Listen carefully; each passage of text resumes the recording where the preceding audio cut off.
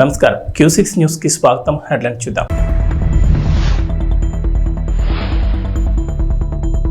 ఏపీలో పింఛన్ల పంపిణీ లబ్ధిదారులకు స్వయంగా పంపిణీ చేసిన చంద్రబాబు.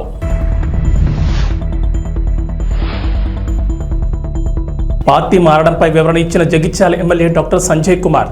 నియోజకవర్గ అభివృద్ధి కోసమే మారినట్లు స్పష్టం.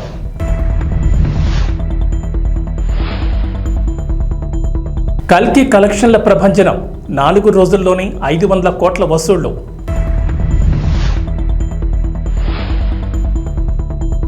తెలంగాణకు వాతావరణ శాఖ హెచ్చరిక, పలు జిల్లాలకు ఎల్లో అలర్ట్ జారీ. ఆంధ్రప్రదేశ్ వ్యాప్తంగా పింఛన్ల పంపిణీ ప్రారంభమైంది. ముఖ్యమంత్రి నారా చంద్రబాబు నాయుడు స్వయంగా పింఛన్ల పంపిణీ కార్యక్రమంలో పాల్గొన్నారు. ఎన్టీఆర్ భరోసా సామాజిక భద్రత పింఛన్ల పంపిణీలో భాగంగా గుంటూరు జిల్లా పెనమాకలోని ఎస్టీ కాలనీలో జరిగిన కార్యక్రమంలో పాల్గొన్నారు. ఉదయం 6 గంటలకు కాలనీలో స్వయంగా ఆయనే లబ్ధిదారులకు పింఛన్ అందజేశారు. బాణావత్ పాములు నాయక్ కుటుంబం చంద్రబాబు చేతుల మీదుగా పింఛన్ తీసుకుంది. పాములు నాయక్ వృద్ధాప్య పింఛన్, ఆయన కుమార్తె ఇస్లావత్ శివకుమారికి వితంతు పింఛన్, ఆయన భార్యకు రాజధానిలో భూమి లేని వారికి అందజేస్తున్న పింఛన్ను స్వయంగా చంద్రబాబు అందజేశారు. దేశంలోనే తొలిసారి ఓ ముఖ్యమంత్రి స్వయంగా లబ్ధిదారుల ఇంటికి వెళ్లి పింఛన్ అందజేయడం ఇదే మొదటిసారి.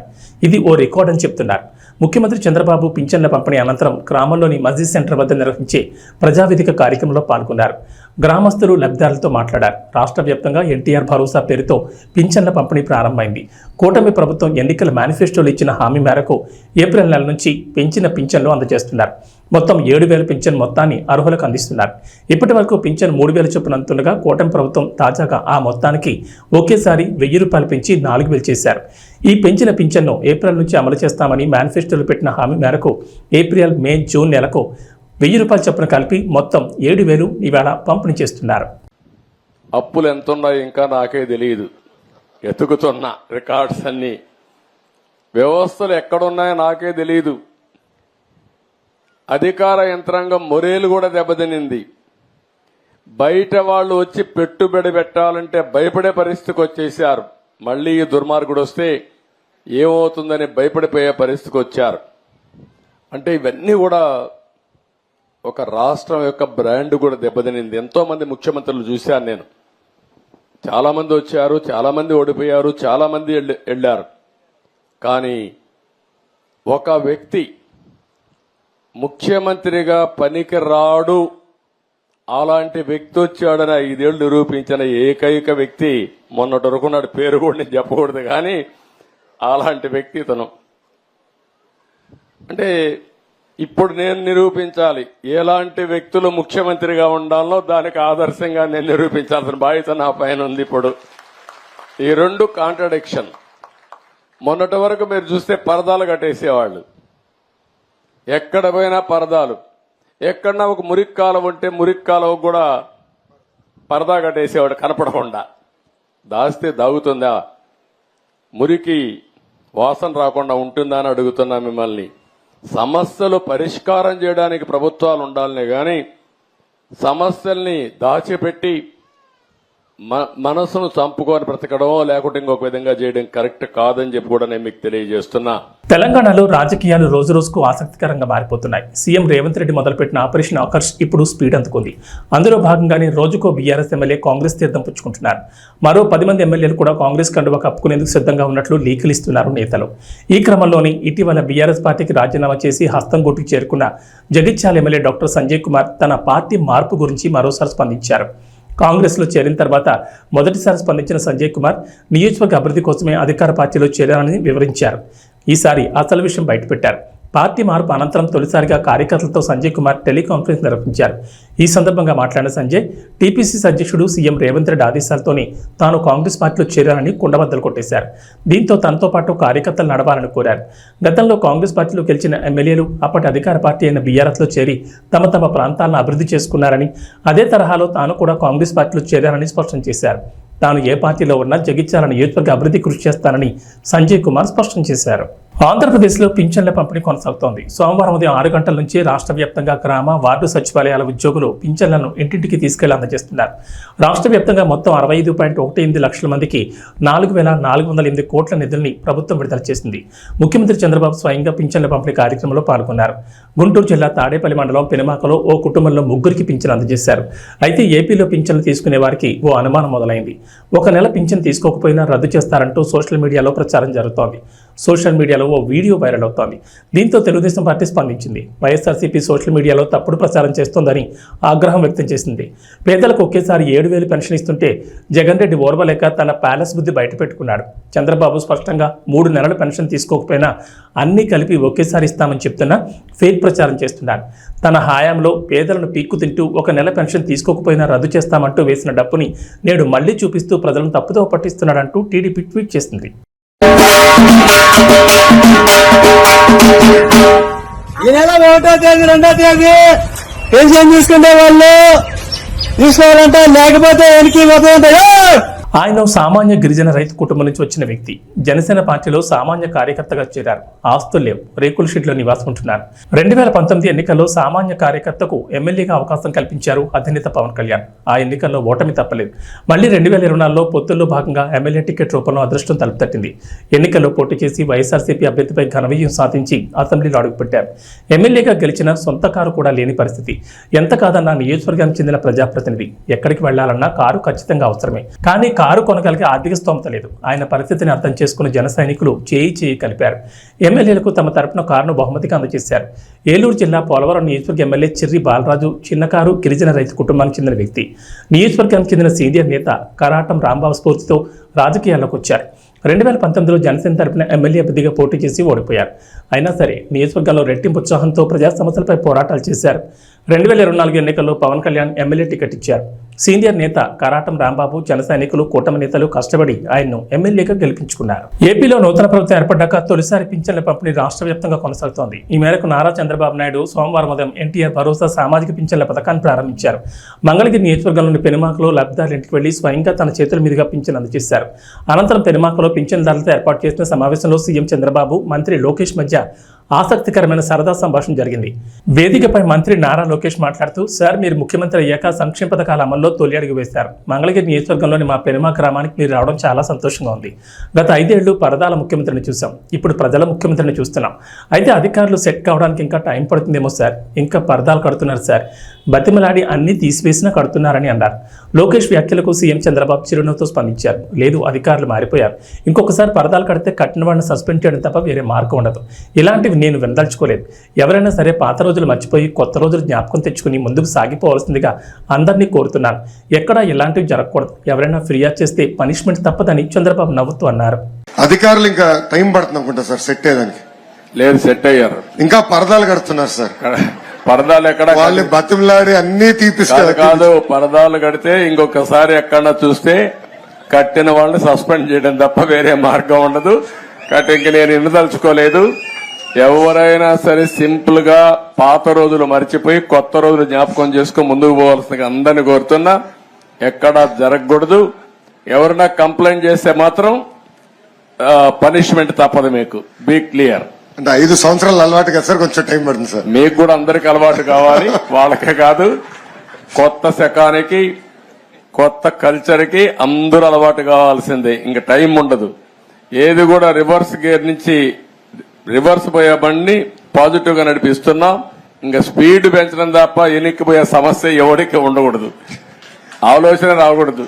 లేకపోతే ఒక షార్ట్ ట్రీట్మెంట్ ఇస్తే అందరూ సెట్ అయిపోతారు, ఇన్క్లూడింగ్ ఎవరైనా సరే. నేను సిద్ధంగా ఉన్నా షార్ట్ ట్రీట్మెంట్ ఇవ్వడానికి. పాపం ఇంకా కొంచెం ఇది ఉంది కాబట్టి స్లోగా పోతున్నా. ఇప్పుడు స్పీడ్ పెంచాలి ఇంకా, అంతే. నేను అందుకే చెప్పా 95 ముఖ్యమంత్రిని చూస్తారని. 4.0 95 అది గుర్తుపెట్టుకోవాలి. 95లో ఒకసారి మీరు చరిత్ర గుర్తుపెట్టుకోవాలి. అప్పుడు నువ్వు కూడా కుర్రాడివి, నీకు కూడా ఐడియా లేదు. అప్పుడు నా చరిత్ర గుర్తుపెట్టుకుంటే, హైదరాబాద్ లో బయలుదేరుతున్నానంటే రాష్ట్రం మొత్తం రెడ్ అలర్ట్ ఉండేది. అంత భయంకరంగా చేయను కానీ తప్పు చేస్తే మాత్రం ఎవరిని వదిలిపెట్టను. ఉంటే మా మైండ్ అంతా మార్చుకోవాలి. అందుకే 95 అన్నా నేను. 95 CBN 1.0 నాట్ 4. అది రిపిటేషన్ వస్తుంది ఇప్పుడు ఇక్కడ. మంత్రులకు ఉంటుంది, ఎమ్మెల్యేలకు ఉంటుంది, అందరికీ ఉంటుంది. ఆంధ్రప్రదేశ్ ప్రజలకు టీడీపీ రాష్ట్ర అధ్యక్షుడు పల్లా శ్రీనివాసరావు కీలక సూచన చేశారు. ముఖ్యమంత్రి నారా చంద్రబాబు నాయుడు కలిసేందుకు ఎంతో మంది ఎదురు చూస్తూ ఉంటారు. అయితే దీనికోసం ప్రతి శనివారం చంద్రబాబు తెలుగుదేశం పార్టీ కేంద్ర కార్యాలయంలో వినతులు తీసుకుంటున్నారు. ఈ సందర్భంగా ఫోటోల కోసం వచ్చే వారితో నిజమైన సమస్యలతో వచ్చేవారు ఇబ్బంది పడుతున్నారు. ఈ విషయాన్ని గమనించిన తెలుగుదేశం పార్టీ కీలక నిర్ణయం తీసుకుంది. సమస్యలతో వచ్చేవారు ఇలా ఇబ్బంది పడకుండా ముందుగా ఫోన్ చేసి తెలియజేస్తే ప్రయారిటీ ప్రకారం సమస్యలతో వచ్చేవారిని ముఖ్యమంత్రిని కలిసేలా చేస్తామని పార్టీ అధ్యక్షుడు పల్లా శ్రీనివాసరావు తెలిపారు. ఎవరైనా నిజమైన సమస్యతో ఇబ్బంది పడుతుంటే వెంటనే 7306299999 నంబర్కి ఫోన్ చేసి ముందుగా తమకు తెలియజేయాలని టీడీపీ రాష్ట్ర అధ్యక్షుడు పల్లా శ్రీనివాసరావు తెలిపారు. ప్రజల సమస్యల గురించి వినతులు స్వీకరించేందుకు కొత్తగా టోల్ ఫ్రీ నంబర్ ఏర్పాటు చేస్తున్నట్లు ప్రకటించారు. ముఖ్యమంత్రి చంద్రబాబు వినతులు ఇచ్చేందుకు జనం భారీగా తరలివస్తున్నారని, వారి వినతుల స్వీకరణ సులభతరం చేసేందుకే ఈ టోల్ ఫ్రీ నెంబర్ తీసుకొచ్చినట్లు తెలిపారు. ఎవరైనా ప్రజలు వారి సమస్యలను 7306299999 నంబర్కు ఫోన్ చేసి తెలియజేయాలని సూచించారు. ఆ సమస్య ప్రాధాన్యతను బట్టి ముఖ్యమంత్రిని కలిసే అవకాశం కల్పిస్తామని, ప్రజలు ఈ సదుపాయాన్ని సద్వినియోగం చేసుకోవాలని కోరారు పల్లా శ్రీనివాసరావు. చంద్రబాబు నాయుడు గారిని, ముఖ్యమంత్రి గారిని ఎక్కువ మంది కలవడానికి పార్టీ కార్యాలయానికి వస్తున్నారు. సో ఆ ఎక్కువ మంది వస్తున్నారు కనుక వాళ్ళని మంచిగా హ్యాండిల్ చేయాలని ఒక ఆలోచనతో ఈరోజు మేము ఒక ఫోన్ నెంబర్ని ఇక్కడ ఉంచుతున్నాం. అంటే ఎక్కువ మంది గడిచిన 2 వారాల నుంచి మాకు వచ్చినటువంటి ఎక్స్పీరియన్స్ ఏంటంటే, నేరుగా ఎక్కువ మంది వచ్చి కొంచెం ఆయనతో ఫోటోలు తీసుకుందాం అనుకుంటున్నారో, లేకపోతే యువత అనేది ఎక్కువ మంది వస్తున్నారు ఆయన చూడడానికి. సో వీటితో పాటు కొంచెం జెన్యూన్ ఇష్యూస్ మీద వచ్చినటువంటి వారు కొంచెం ఇబ్బంది పడేటువంటి పరిస్థితి ఉంది. కనుక ఇది జెన్యూన్ ఇష్యూస్ మీద ఉన్నటువంటి వారికి ఎటువంటి ఇబ్బంది కలగకుండా ఉండడం కోసం మేము ఒక నంబరు, టోల్ ఫ్రీ నంబరు ఏర్పాటు చేస్తున్నాం. ఆ నంబర్ ద్వారా మరి మాకు ముందుగానే ఇంటిమేట్ చేస్తే, పార్టీ హౌస్లో ఉంటుంది ఆ నంబర్ ద్వారా మీరు ఇంటిమేట్ చేస్తే వారికి మేము ప్రయారిటీ కల్పించి వారికి మేము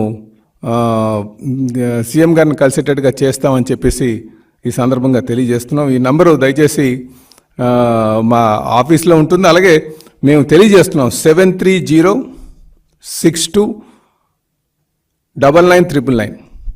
దయచేసి ఈ నంబరు అందరూ కూడా నోట్ చేసుకోగలిగితే, ఎవరైనా సరే ఈ నంబర్ కానీ ఇంటిమేట్ చేస్తే ఆ నంబరు ద్వారా మేము ఇక్కడ గ్రీవెన్స్ నోట్ చేసి వాళ్ళకి టైం స్లాట్ అంటే ముఖ్యంగా వారి కోసం ప్రయారిటైజ్ చేస్తాం. ఎందుకంటే ఆ రోజు వచ్చిన వాళ్ళు చాలా వేల సంఖ్యలో వస్తున్నారు కనుక, అలాగే 500 మందికి ఈ గ్రీవెన్స్ని లిమిట్ చేద్దాం ఫస్ట్ విడతలో అన్న ఆలోచన కూడా వచ్చామని చెప్పేసి ఈ సందర్భంగా తెలియజేస్తున్నాం. అలాగే మేము దయచేసి ఇబ్బంది ఉన్నటువంటి వారు, అలాగే స్థానికంగా ఎమ్మెల్యేస్ ఎవరైనా కలగకపోతే వారు నేరుగా ముఖ్యమంత్రి గారి ఆఫీస్కి వస్తే బాగుంటుంది అనేది మా ఉద్దేశం. వారు మాత్రం ఈ నంబర్ ద్వారా మాకు ఇంటిమేట్ చేసి వాళ్ళు సమస్య చెప్తే ఆ సమస్యని మేము నోట్ చేసుకొని ప్రయారిటీ పెట్టి వాళ్ళకి ముందుగా కల్పించడానికి మేము ఇక్కడ ఏర్పాట్లు చేస్తున్నామని చెప్పేసి మరి మీ అందరికీ కూడా తెలియజేస్తున్నాం. కనుక దయచేసి దీన్ని సద్వినియోగం చేసుకోవాలని చెప్పేసి నేను ప్రజల్ని, కార్యకర్తల, నాయకుల్ని ఈ అవకాశాన్ని సద్వినియోగం చేసుకోమని చెప్పేసి తెలియజేస్తున్నాం. అలాగే సింగరేణి సీఎండీ బలరాం నాయక్కు ప్రతిష్టాత్మక tree man of Telangana award వరించింది. సింగరేణి సంస్థను పర్యావరణ రహిత సంస్థగా మార్చడమే కాకుండా తానే స్వయంగా 18,000కు పైగా మొక్కలు నాటి కోల్బెల్ట్ ఏరియాలోని 6 జిల్లాల్లో 35 చిన్న అడవులను సృష్టించినందుకు గుర్తింపుగా గ్రీన్ మ్యాపుల్ ఫౌండేషన్ ఈ పురస్కారానికి ఎంపిక చేసింది. ఈ మేరకు ఆదివారం హైదరాబాద్లో నిర్వహించిన ఫౌండేషన్ 2024 అవార్డుల ప్రదానోత్సవంలో ఆ సంస్థ ఎండీ అస్తుష్ వర్మ, ఎన్టీపీసీ, ఇతర ప్రభుత్వ రంగ సంస్థల ఉన్నతాధికారులు సింగరేణి సీఎండీ బలరాంకు ఈ అవార్డును అందజేశారు. దేశంలో పర్యావరణ పరిరక్షణ కృషి చేస్తున్న ప్రభుత్వ రంగ, ప్రైవేట్ రంగ దిగ్గజ కంపెనీలు, అందులోని ప్రభావశీల వ్యక్తులకు గ్రీన్ మ్యాపుల్ సంస్థ ప్రతి ఏడాది ప్రోత్సాహక అవార్డులు అందజేస్తూ వస్తోంది. ఇందులో భాగంగా సివిల్ సర్వీసెస్ అధికారిగా ఉన్నత స్థాయిలో తీరిక లేకుండా తెలంగాణ ఉండి కూడా పర్యావరణ పరిరక్షణ కోసం వేలాది మొక్కలు నాటినందుకు గాను పురస్కారం ప్రదానం చేసింది. శనివారంతో ముగిసిన T20 ప్రపంచ కప్ 2024లో భారత్ జట్టు ఛాంపియన్ గా అవతరించిన విషయం తెలిసిందే. అయితే ఈ టోర్నీలో అద్భుత ప్రదర్శన కనబరిచిన 11 మంది ఆటగాళ్లతో అంతర్జాతీయ క్రికెట్ కౌన్సిల్ జట్టును ప్రకటించింది. ఈ మేరకు జూలై 1న అధికారికంగా ప్రకటన విడుదల చేసింది. ఛాంపియన్ గా నిలిచిన భారత్ జట్టు ప్లేయర్లే ఇందులో మెజార్టీ స్థానాలు సాధించడం గమనార్హం. 11 మందిలో ఏకంగా 6 భారత ప్లేయర్లే ఉన్నారు. అయితే రన్నరప్గా నిలిచిన దక్షిణాఫ్రికా నుంచి ఒక్క ఆటగాడు కూడా 11 మందిలో లేకపోవడం గమనార్హం. ఐసీసీ ప్రకటించిన 11 మంది ఆటగాళ్లలో team India captain Rohit Sharma, vice captain Hardik Pandya, Suryakumar Yadav, Axar Patel, Jasprit Bumrah, Harshdeep సింగ్లకు చోటు దక్కింది. అయితే T20 ప్రపంచ కప్ 2024 ఫైనల్లో ప్లేయర్ ఆఫ్ ది మ్యాచ్గా నిలిచిన విరాట్ కోహ్లీకి ఈ జాబితాలో చోటు దక్కలేదు. భారత ఆటగాళ్లతో పాటు ఆఫ్ఘనిస్తాన్ కెప్టెన్ రషీద్ ఖాన్, టోర్నీలో లీడింగ్ రన్ స్కోరర్గా ఉన్న ఆ జట్టు opener Rahmanullah Gurbaz, leading wicket taker Fazal Haq ఫరూకీలు ఉన్నారు. ఆస్ట్రేలియా నుంచి ఆల్రౌండర్ మార్కస్ స్టోయినిస్, వెస్టిండీస్ నుంచి నికోలస్ పోరన్కు చోటు దక్కింది. 12వ ప్లేయర్గా దక్షిణాఫ్రికాకు చెందిన అన్రిచ్ నోర్జే ఎంపికయ్యాడు. ప్రభాస్, నాగాశ్విన్ కాంబినేషన్లో జూన్ 27 వచ్చిన కల్కి 2898 AD చిత్రం కలెక్షన్లలో ప్రభంజనం సృష్టిస్తోంది. విడుదలైన 4 రోజుల్లోనే ఈ సినిమా 500 కోట్లకు పైగా వసూళ్లు రాబట్టినట్లు నిర్మాణ సంస్థ వైజయంతి మూవీస్ ట్వీట్ చేసింది. శనివారం వరకు ఈ చిత్రం 415 కోట్లు వసూలు చేసిన సంగతి తెలిసిందే. శని, ఆదివారం వీకెండ్స్ కావడంతో భారీ వసూలు రాబట్టింది. ఈ చిత్రంలో బిగ్ బి, అమితాబ్ బచ్చన్, విశ్వనటుడు కమల్ హాసన్, బాలీవుడ్ నటి దీపికా పదుకోనే వంటి స్టార్లు కీలక పాత్రలో నటించారు. ఇక మూవీకి పాజిటివ్ టాక్ రావడంతో వసూళ్ల పరంగా దూసుకెళ్తోంది. దగ్గరలో పెద్ద చిత్రాలు ఇవి కూడా విడుదలకు సిద్ధంగా లేకపోవడంతో కల్కి కలెక్షన్లు స్టడీగా ఉండే అవకాశం ఉందని సినీ విశ్లేషకులు అభిప్రాయపడుతున్నారు. సైన్స్ ఫిక్షన్గా తెరకెక్కిన ఈ సినిమా అభిమానులను ఉర్రతూ లభిస్తోంది. ఇప్పటికే వివిధ రంగాలకు చెందిన ప్రముఖులు మూవీని చూసి ప్రశంసలు కురిపించారు. భారత సినిమా స్థాయిని పెంచే చిత్రాన్ని దర్శకుడు నాగాశ్విన్ అందించాడంటూ పొగడ్తలతో ముంచెత్తారు. తెలంగాణలో వర్షాలు కొనసాగుతున్నాయి. బంగాళాఖాతంలో అల్పపీడనం కొనసాగుతోంది. ఇటు ఉత్తర ఒడిశా, పశ్చిమ బెంగాల్ తీరాలకు ఆనుకుని ఉపరితల ఆవర్తనం నైరుతి దిశగా కొనసాగుతోంది. ఈ అల్పపీడనం ఉపరితల ఆవర్తనం ప్రభావంతో వర్షాలు కురుస్తాయని అంచనా వేస్తోంది వాతావరణ శాఖ. కొన్ని జిల్లాల్లో భారీ వర్షాలు కురిసే అవకాశం ఉందని తెలిపింది. రాష్ట్రంలో మరో 3 రోజులు బలమైన ఈదురుగాలులు, ఓ మోస్తరు వర్షాలు కురుస్తాయని వాతావరణ శాఖ తెలిపింది. ఇవాళ నల్గొండ, సూర్యాపేట, ఖమ్మం, భద్రాద్రి కొత్తగూడెం, పెద్దపల్లి, జగిత్యాల, మహబూబాబాద్, కరీంనగర్, భూపాలపల్లి, ములుగు, ఆదిలాబాద్, కొమరం భీం, ఆసిఫాబాద్, నిర్మల్, మంచిర్యాల జిల్లాలకు వాతావరణ శాఖ ఎల్లో అలర్ట్ జారీ చేసింది. రాష్ట్రంలో అత్యధికంగా వికారాబాద్ జిల్లా తాండూరులో 5.1 సెంటీమీటర్లు, నిజామాబాద్ జిల్లా పోతంగల్లో 4.8 సెంటీమీటర్లు, నిర్మల్ జిల్లా లోకేశ్వరం మండలం అబ్దుల్లాపూర్లో 4.8, బాసర 4.3, నిజామాబాద్ జిల్లా బోధన్ మండలం కల్దుర్తిలో 3.9 సెంటీమీటర్ల వర్షపాతం నమోదైంది. ఆదివారం జోగులాంబ, గద్వాల, వనపర్తి, వికారాబాద్, భద్రాద్రి కొత్తగూడెం, హైదరాబాద్, రంగారెడ్డి జిల్లాల్లోనూ పలు ప్రాంతాల్లో వర్షాలు పడ్డాయి. ఇవి బులెటిన్ విశేషాలు. నమస్కారం.